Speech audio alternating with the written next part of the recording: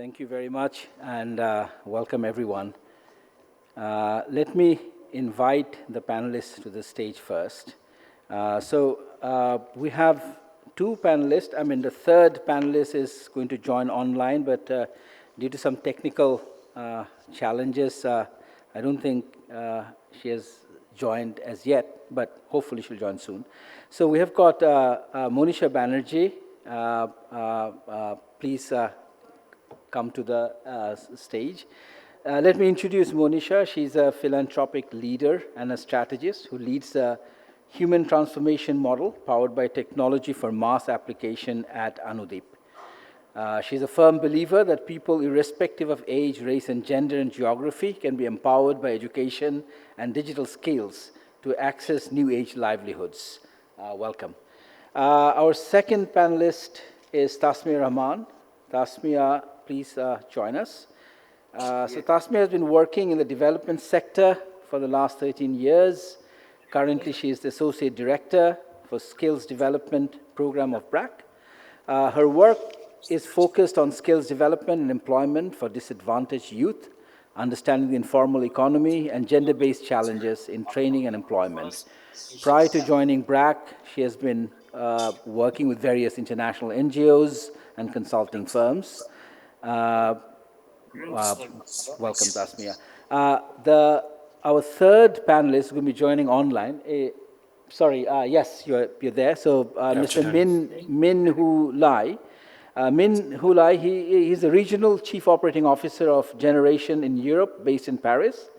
Generation was founded in 2015, and it is a training for employment NGO, serving the unemployed and other vulnerable groups of people. Welcome, Mr. Lai. Thank you for joining. Thank you. Great. So we're going to start. So before we start, what I thought is I'll just kind of try and frame the session, and then I'll sit there and get into the conversation. So this session is on future of work in the Global South. It's a subtitle, Preparing for the Challenges of Tomorrow. And I think I just want to, kind of, if you unpack the title, I think this is what I think is sort of, kind of puts things in perspective.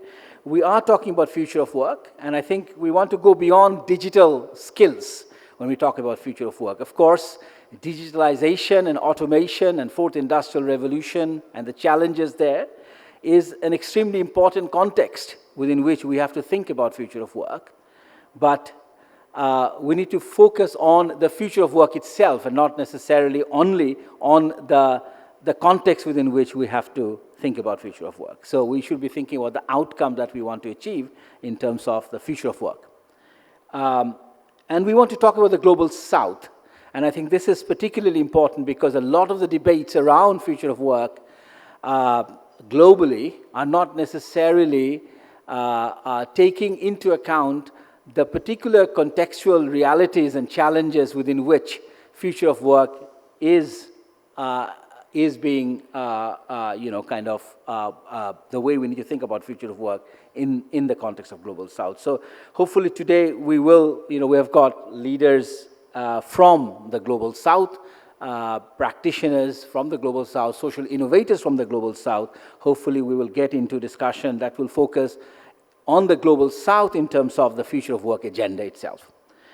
And we want to take a future-oriented perspective in terms of how we prepare for the challenges for tomorrow. So we need to not only think about the challenges of today, but also how we prepare for the challenge of tomorrow.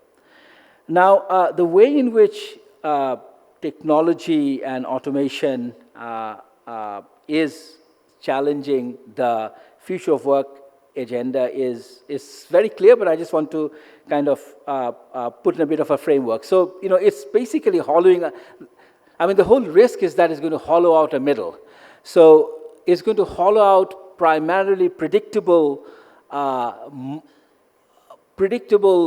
moderate level wage employment opportunities. So the hollowing out there would basically mean that there's going to be, much greater opportunities, which is more polarized. So you're going to have more opportunities happening at the low age, unpredictable skills, And that is where a lot of, kind of more people will crowd in, which would mean the wages may actually get more depressed, and that whole sector may become much more vulnerable and much more precarious.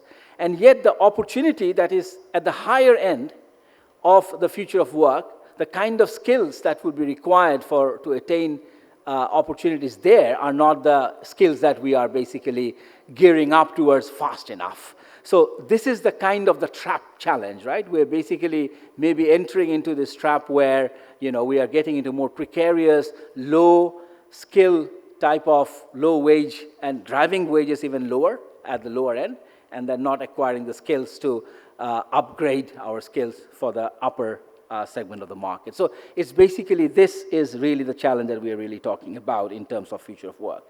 And of course, that basically means that work is going to get much more precarious, it's going to get far more unstable, and this particular challenge of automation is in the global south, it is actually being layered on other pre-existing challenges that already exist, right? So other pre-existing challenges of low quality of education, a really out-of-date TVET system, gender norms and aspirations, all of these challenges, the underlying challenges, is then confounded by the challenge of this automation that we are basically looking at in terms of future of work that's staring at us. So just wanted to frame that, and I'll sit there and then ask some questions. Thank you very much. Okay, so what I thought is I'll start off with an open common question that I'll ask to each of the panelists. So the open question is really drawing from what I basically started off trying to frame there. So what does the outcome of automation mean for millions of daily wage earners, informal workers in the global south, right? That's the kind of common question I want to ask each. So let me start from maybe asking Monisha the first question, maybe to respond on that. Thank you. Sure. Thank you so much for having me here, and it's been a lovely 2-day session. So we've really been, I think, very, very deep insights. Coming back to the problem, I think Dr. Martin's already covered what the problem is, right? So the problem is really the fact that we are living in an era where digitization is a reality, where technology is accelerating at a pace which has never happened before. Extremely agile. Like, technologies are changing every day. What's happening is that the bulk of markets, especially in the global south where there's labor surplus, people from the underserved communities who've not had the best of education typically access the lower end of the triangle, right? The kind of jobs that are maybe on the factory shop floor, so on the assembly line, or they could be data entry operators, or they could be doing things that are likely to be repetitive in nature, which does not require them to be thinking critically or solving problems on an everyday basis. Now, these are the jobs that are getting automated. So RPA is really about building in efficiency there. And I don't see that businesses are going to stay away from automation because it brings in the value of, I think, cost reduction and efficiency going up. So what happens to this layer? I think there's enough research which says that, well, these jobs are not going to go away. They're just going to be replaced by a whole new set of jobs.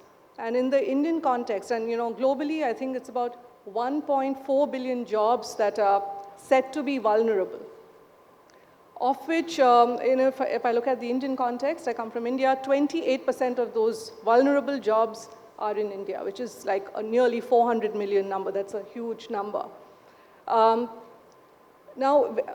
of these jobs, what we're given to understand is that about 37% of these jobs are going to be jobs that will need radically different skill sets, right? So today, there could be somebody who's doing payroll, and he may be just, doing a regular routine task every day. Tomorrow, that job is going to be replaced by somebody who probably needs to do some data analysis, who needs to be able to predict, and is going to be a completely different set of skills from the person who probably did the same job earlier on or is doing it today. 9% of the jobs are said to be jobs that will be completely new, which means that there's no knowledge of the kind of skill sets that will be needed. And the remaining might be similar. Now, what happens in a setup like this? People who are used to doing the repetitive tasks, can they really fill the positions of the new jobs and the new job descriptions that will emerge? And that's the question, and there are different views to it. So, and it's not my view, the views of Abhijit Banerjee and Esther Duflo. According to them, automation is likely to create or deepen the social divide even further, because the ones who have access to the new jobs are going to be people who come out of an education system that's taught them to be thinkers, and they have other 21st century skills, and that's like been the buzzword for the last 10 years. They are the ones who are going to sort of be getting those, the chunk of those jobs, and the ones who have been doing the repetitive tasks at the bottom of the pyramid will probably do more manual jobs. So the ones who are able to afford or are doing the thinking jobs will create jobs like, gardening and domestic help and, dog walking, which the people with low skills will start accessing. That's one view. Now, the more optimistic view to that would be that, how do you solve this problem, and should something be done to solve this problem? And the answer clearly is in reskilling, upskilling, and sort of completely perhaps overhauling the education systems that exist in the public schooling system I would say, in the global south, right? And what is that? Well, that essentially means that and I'll talk specifically about India, the education system, the public education system focuses on marks and exams. So it's very exam-centric, mark-centric, and the skills that people learn in the process are rote learning. So they do a lot of memorization, they pass the exams with great, with high marks, but emerge without having the skills needed to do a lot of the stuff that industry demands. So clearly a huge, I think, demand-supply gap that exists that's going to be deepened if we don't really make changes to all of this. And do you want me to go on, or I'll come back to you, Monisha. I think that was very, very. I think it was very useful in terms of setting the scene. In terms of this open question. Let me turn to Mr. Minh Huy Lai. So Mr. Lai, I don't know whether you heard the question. So the question really is okay, great. If you heard, that's great. So if you could give your view in terms of, so how does the automation, what does it mean for millions of daily wage workers, informal sector workers in the global south? What's your prognosis? What's your view on that? Thanks a lot for having me. Well, I think what's clear is that automation in many ways is a good thing, because automation of repetitive tasks and sometimes dangerous tasks is a good thing for the workers that have to do them, or so in many ways it's a good thing. And then we cannot really stop automation either, because it's like Monisha just mentioned, that bring value to companies. So I guess the real question here is that, so what we are going to do about it? She already mentioned about reskilling and upskilling. I think that's exactly that. And we as community, we and the government and other ecosystem players, such as training providers, have to come together and try to figure out how to support the people that need to be reskilled and upskilled. And here the point I'm trying to make as well, Monisha mentioned about the former schooling systems that don't necessarily well adapted to serve the vulnerable group and underserved group of people, because they different skill set and the different background and access to technology, so on and so forth. So I guess the point I'm trying to make it, we have to reskill them, but we have to take into account their needs and their circumstances. And some of them are not, willing or able to follow a long training program. So the kind of program that we do, which will come back a bit later, where a short program equip them with practical skills that they can get on and do that job, and much less about theory, for example, would be something that we have tried in several countries in the South that would work. So in my point of view, it just we should focus our effort on the so what part and what we can do to support these daily wage workers and others. Great, thank you. Thank you very much. Tasmiah, do you have any alternative views, especially based on your experience of working very closely with primarily the informal sector? Please. Thank you. That's the problem with going last. I mean, the speakers have already said most of the stuff. No, I think, yes, I would like to bring in the reality of the informal workers, as you mentioned, because as a BRAC, especially the skills development program that I'm a part of, we mostly work with the disadvantaged and marginalized community, adolescents, and mainly youth, boys and girls. So as we all know, I mean, Bangladesh has a huge, if we take the example of Bangladesh, 85% or more people work in the informal sector. And as Monisha has mentioned, I mean, while we talk about, the lowest employment of the production space, if you will, but then these workers are even below that. So if we talk about pre-vocational 1 and 2, or even zero pre-vocational, because vocational probably starts after grade 8, they study SSC or their secondary certification. They have some sort of education, and then they get into some of these manufacturing or formal jobs, right?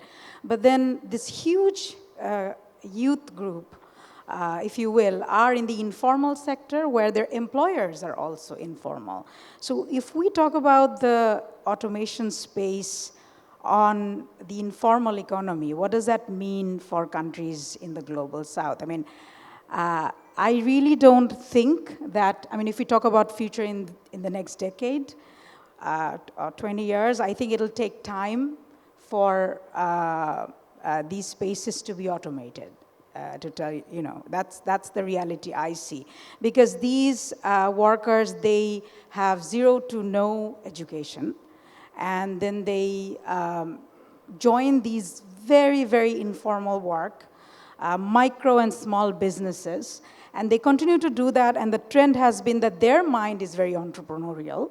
As a result, they either start their own business, their mind is very resilient, so during COVID, we realized that the daily wage workers couldn't really afford to sit at home. And this was a great debate, right? I mean, are people going to stay at home, maintain distance, but what do you do in slums and informal employment where, people can't afford to stay at home and not work? And we've seen these group of community who are extremely resilient, extremely entrepreneurial. I mean, the training that we provide, like I said, starting from a very, very urban, peri-urban, and rural community where students drop out of schools, they get very hands-on localized training, and then they get placed in these small jobs. But then we do see in 3-4 years a trajectory of them improving their skills by themselves, or maybe by some government or vocational programs, and then they get either into formal employment or some sort of businesses. A lot of them also go abroad. That's why we have this large migration space, right?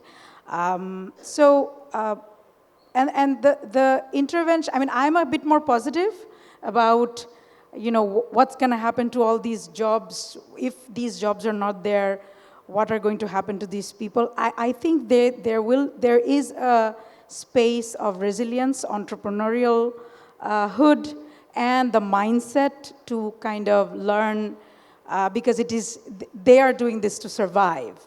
So that's one part of the story. But then if I come to the formal employment, educated youth, the space where we talk about youth who have education, tertiary education, but now are unemployed or underemployed, there we see this challenge of, okay, what's going to happen to me? I am scared because I don't know what I'm going to do in 20 years. So I need that guidance or assurance or that mindset. So I feel like the more educated someone is, they have less tendency to cope with the reality, as opposed to somebody who needs to survive. They do show, or during COVID, they did show a lot more creativity in terms of doing different things. So, I mean, of course, there will be job lost, but there will be jobs created. But I think the really important part is what can we learn from these informal economy labor force? How do we sort of make that a standardized approach for youth who will then find spaces in the workforce, and then it needs to be a lot more positive and entrepreneurial in the end. Thank you. Thank you. Thank you. So we've had three, I think, different types of perspective, and I think that's primarily because where one is locating one's gaze.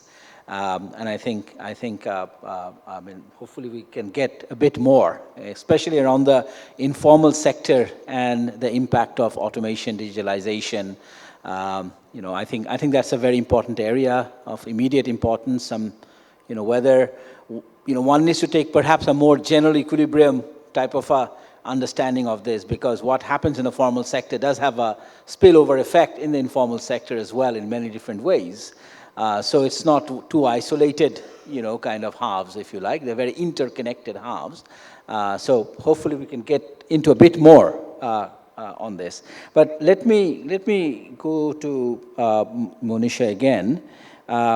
So I think we have kind of talked about the problem at different levels, if you like, in terms of our gazes, looking at this whole issue of how automation will affect the global south, especially the large scale at the sort of mass level. Now let's move a bit into some interventions from your own experiences, because you all are social innovators. So I think Monisha, what would be really good to hear from you is, of course, what your organization does, but primarily the 21st century skills, right? And I think this would be really, really important. How do we really think about this 21st century skills in the global southern context to be able to prepare ourselves better, to be able to deal with the kind of the opportunities, seized opportunities, and also deal with some of the vulnerabilities, be more adaptive and more resilient. Monisha, over to you. Yeah, thank you. So I think what we do at Anudip is we work with youth. We work with youth who are on the threshold of employment, out of education, but waiting for employment, and we skill them. We've been using digital as the pivot to sort of embark them on career journeys. And they do a range of kind of courses, from very basic to deep tech and various others. But sector agnostic, they've been placed in various sectors. But I think what we realized, about 4 or 5 years back, and it was the same conversation about, automation and digitization, which is a fair reality. I mean, if I look at the country today, one thing that's very tangible, at least in India, is that, the digital literacy piece is fairly well spread. So you would see an informal sector, maybe somebody who's just selling flowers on the roadside will say that, GPay kar do, or, GPay kore do. It essentially means that, they can work without cash. So I think that's the shift that is happening. So digitization is a clear reality in that sense. But we started thinking of this problem that, what's going to happen to our workforce, the students who come from us, and they all come from really underserved communities.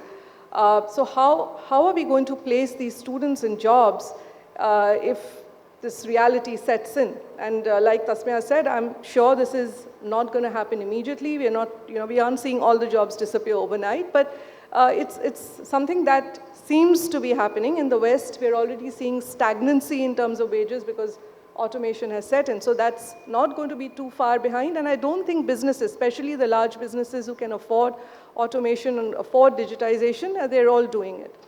They're all sort of looking at plans ahead.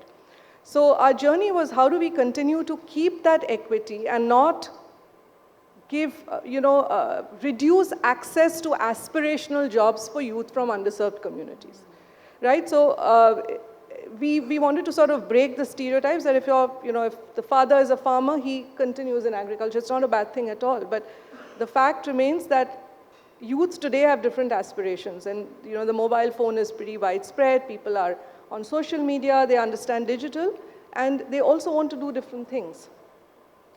So we started with sort of diagnosing the problem. We held various workshops, and there's a lot of literature around 21st century skills. So if all the big fives, consulting firms such as Accenture or Capgemini or even UNESCO, and there's one P21, so all World Economic Forum, and they keep talking about the skills that are the most coveted, skills that industry says is really important. And these skills keep sort of changing in rank every 5 years, but what we looked at, and we sort of looked at all the publications, and we did a lot of primary research, and we came up with 4 buckets that we thought were overlapping. The first one was problem solving. Right? So how do we get people to start thinking of, first of all, identifying a problem and taking the onus of problem solving themselves? Right? That was one of the, and problem solving essentially meant also critical thinking. It meant creativity and innovation. It meant all of that. The second bucket is really working with self. Right? So how do you manage yourself? How do you continue to learn? So lifelong learning, curiosity, asking questions is one of the biggest skills that I think is needed. And given that, tomorrow you will have technology sort of creeping into every aspect of life, including, say, agriculture. How do you ask questions about how that's working or what's going to be the impact? So that includes resilience. It includes learning to learn, it includes negotiation, it includes communication. Then there's this bucket of working with others, which is, of course, teamwork, collaboration, communication. And then lastly, it's the digital foundations. You have to get used to, you have to have a mindset of adopting technology. And I'm saying adopting technology as not just digitally literate. There are actually 3 different levels. But for everybody, I think literacy is a must.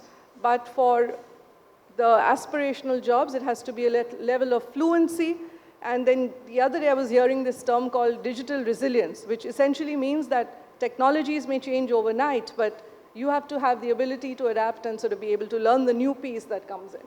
So I think it's largely these 4. So the problem solving, the learning to learn, the communication, and I think the digital foundations.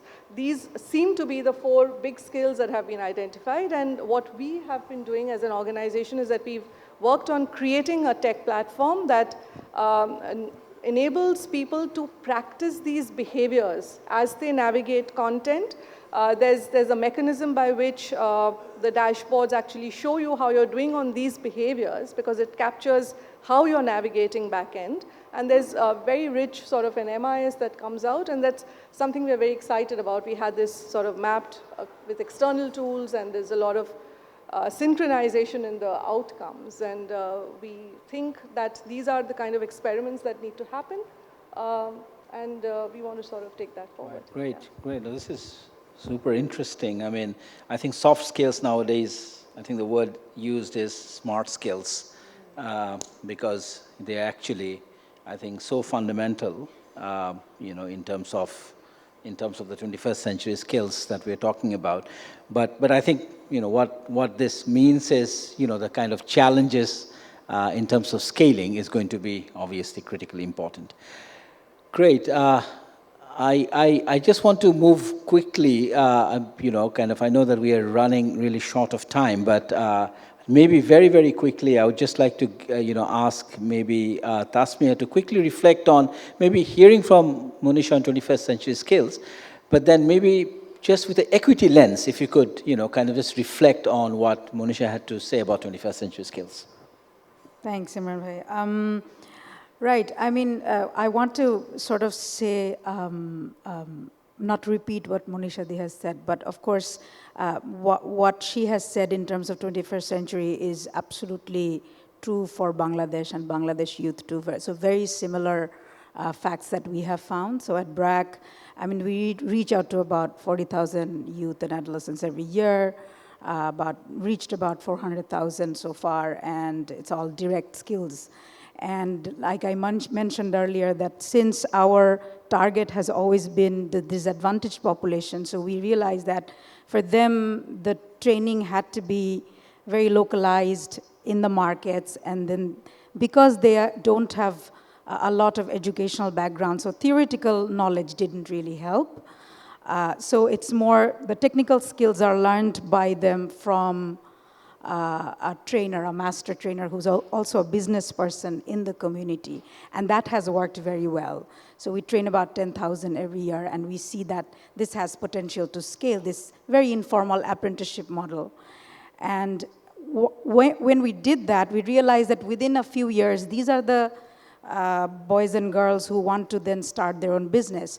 Now here comes the part of soft skills. So the way we kind of address the soft skills within this disadvantaged population is that they come to a class one day, but there's issues with how we ensure that they learn this, right? Because of course we can do delivery, but what are they taking back was important to us. So we sort of started with the right trainer. So we call them peer leaders, who are all women. So our target always has to be 60% girls and 10% people with disability. So the inclusion and equity aspect has been very important for us from the beginning and from the onset. So it was clear that once the teacher is a woman coming from their community, automatically there's a peer-to-peer understanding. So that was sort of clear. Same with entrepreneurship. I mean, apart from the technical knowledge, there needed to be negotiation, communication, resilience building. How does one even realize that what they want to do with their business? So at that point, it was always about looking at equity angle, because the access to services is very different for male and female counterparts, right? So for women, it was much more difficult to navigate how they start their business. And then moving up the ladder onto a bit more socioeconomically advantaged group, it is about online training and not just technical.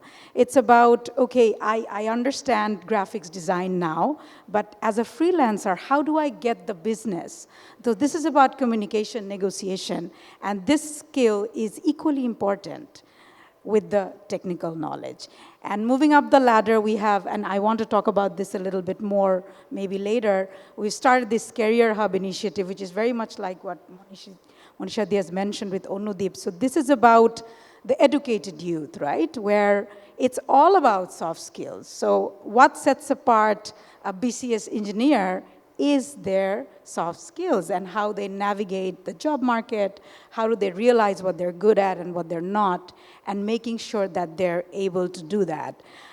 One last point I would like to add is that all of this should be looked at with a digital lens. So access to devices and connectivity for 21st century labor market will be essential, and I do see the largest equity divide there because, you know, a 10-year-old girl in Dhaka city has a lot of access to digital devices and connectivity. So by the time she's 16, she's already a programmer, as opposed to the same age girl doesn't have that access to devices, as a result lags behind. So just, you know, wanted to put that thought out there. Thank you. Thank you. Thank you. Great. Mr. Lai, I wonder, you know, from your experience, I mean, as a, you know, you work for training for employment. So, you know, 21st century skills, how does that feature in your interventions? Thank you very much. So very quickly, also try not to repeat what the other two speakers have mentioned. So the skill set that they mentioned is exactly those.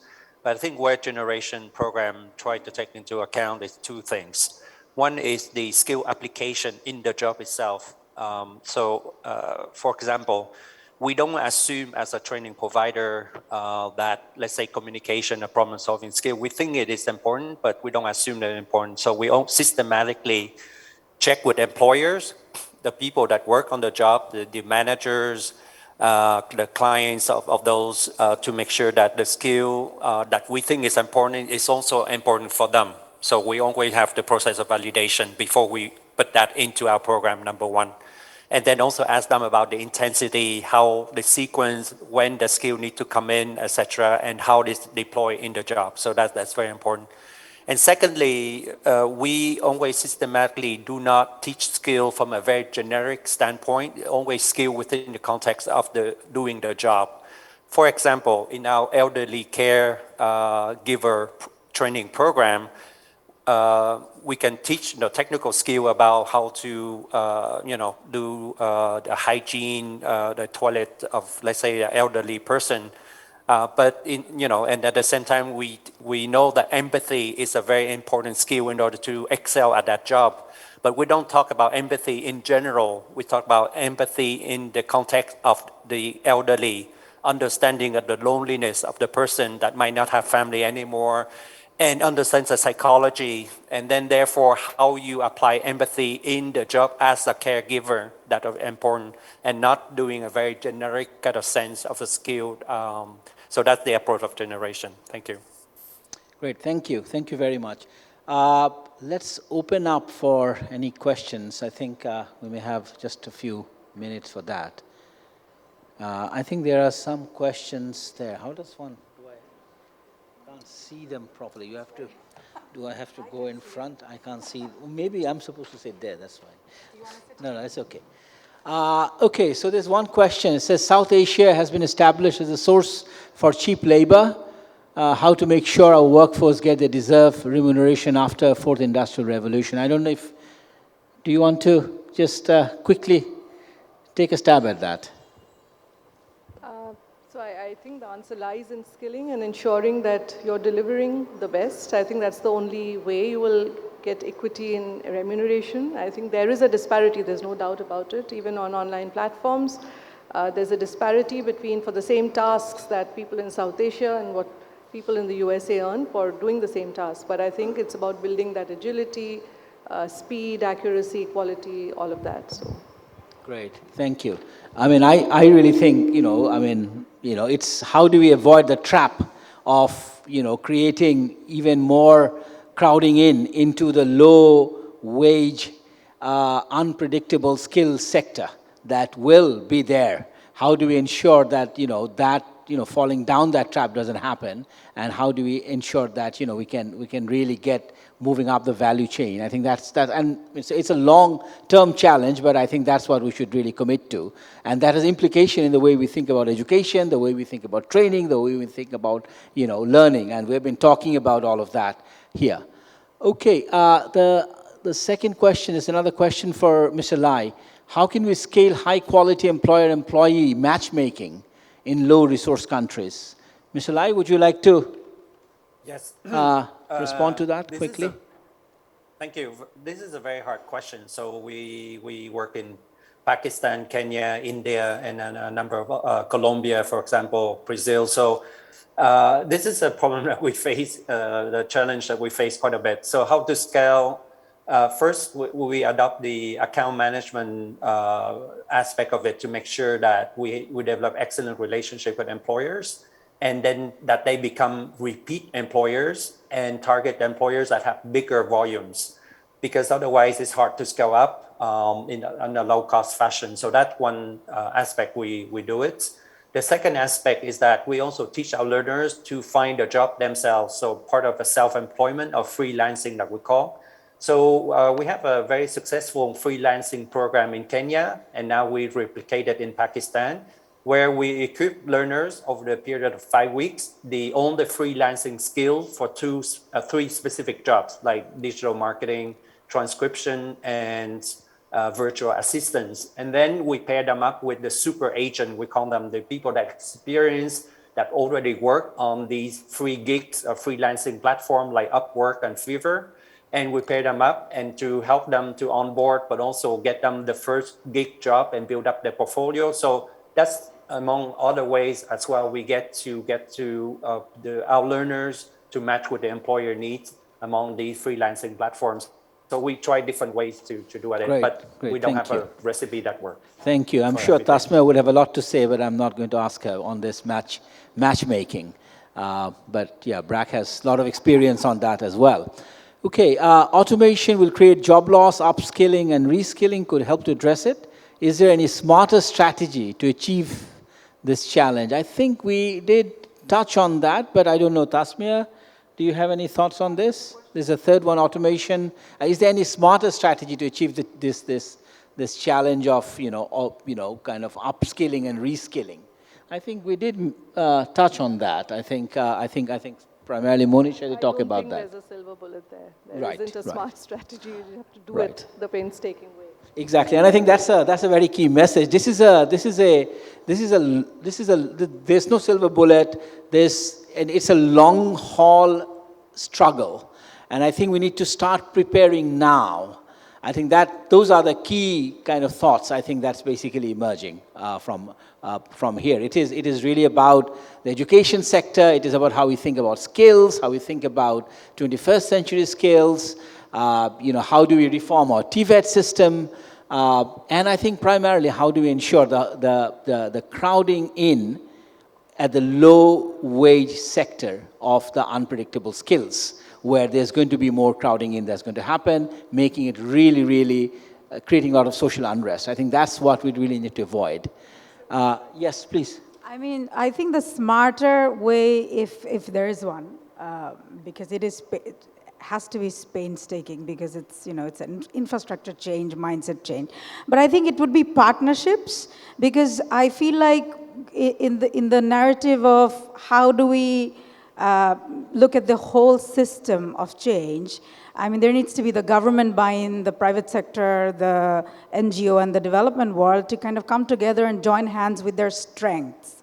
And we need to be able to do this partnership a lot more easily. It has to be accessible. There can be egos involved. I think if you ask me, that's the key. I mean, we need to have real, meaningful partnerships, and that needs to be, the smart strategy, not doing everything by ourselves. Great, thank you. I think we are out of time, and with that, I think we can conclude this session. It is always, as always, it's about the longer term. It is about thinking about bolder and more creative and unconventional partnerships. And I think, for this particular challenge as well, I think that's going to be key. Thank you all very much.